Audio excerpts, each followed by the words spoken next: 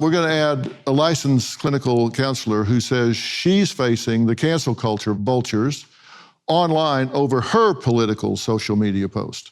But the question is, does being a mental health professional cancel the right to free speech? We're going to add that to the conversation after the break. My next guest, Megan, is a licensed clinical counselor who says due to the conservative viewpoints she shares on social media, she is receiving hateful attacks and even threats of people trying to get her license revoked. Whenever I'm in a session with a client, my political beliefs will never come into the session. For me, TikTok has been an amazing outlet for that. Anything to raise the cost of presumptive jobs, I will veto it. What? The cost of what? It's my social media. It has nothing to do with my professional identity. I'm Jess. Oh, your nails are painted. Yeah, is that a problem? Sometimes I'll post funny skits, sometimes I'll post, more political commentary, and sometimes I will mention, that I'm either conservative or that I'm a therapist, and that's when I get the most backlash. I've had people mass report my page, and I've been doxxed. I've had people threaten to file complaints against my license to the board.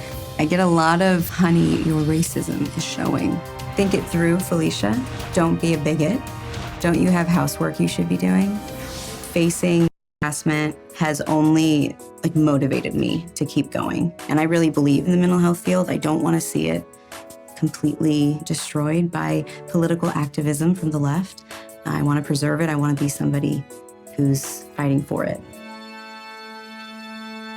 Well, you think that cancel culture is creeping into this field, and being a conservative, you're at risk. Yeah, it definitely feels that way. It's a liberal field. I actually just saw a TikTok the other day of someone who was kind of highlighting that a little bit in terms of looking at FEC, the Federal Election Commission, looking at donations between Democrats and Republicans. For every 26 Democrat donations received, there was one Republican donation received from people who identified as psychotherapists. It seems like a pretty big discrepancy to me. How liberal do you think it is, Andrew? It's very left-leaning, for sure. I haven't seen that study, but I've seen others that point in a similar direction. There's a study in 2012, and 94% of therapists are liberal.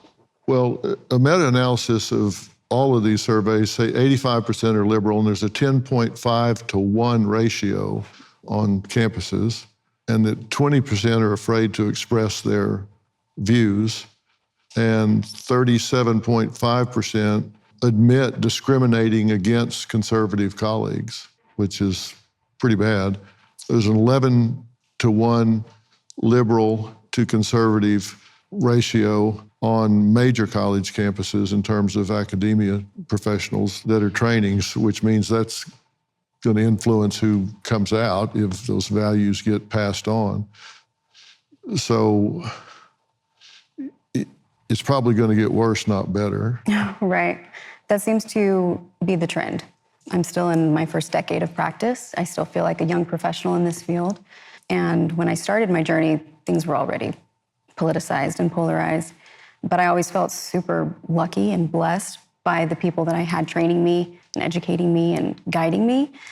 They always challenged and pushed back against, sort of the mainstream narratives, and really challenged us to be those therapists that were entering the field and being open and safe for everyone, not just for the people. How do you deal with it? When you get hate mail criticisms or whatever, Right. How do you deal with it? Well, I definitely try to practice what I preach in terms of not paying too much attention to the trolls and the hate that I get online. It can be hard. It can be hard to ignore, but I definitely try. Yeah, because some of the comments you get are get help, future old hag, Jesus, shut the blank up, honey, your racism is showing, please stop breeding, uneducated and ignorant, this is what mental illness looks like. How many of these kinds of things will you get in a month? Oh man, I couldn't even tell you. And it definitely depends on how much I'm posting. So after facing, people coming after my license and doxing me, trying to, kind of blast my information, my personal information online, I definitely withdrew quite a bit from posting on social media, which is hard because that's really something that I enjoy doing. And it's my personal platform. It's not something that I integrate into my practice at all in any way. I try to just focus on my work and keep that separate. Just keep going because I don't want to give up on this profession. I really do believe in it.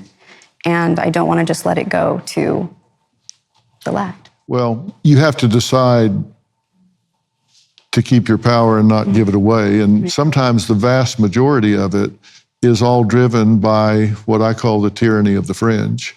It's a small group of people trying to drive a big opinion. Next, so what are the solutions to making sure Americans can find unbiased and judgment-free mental health care?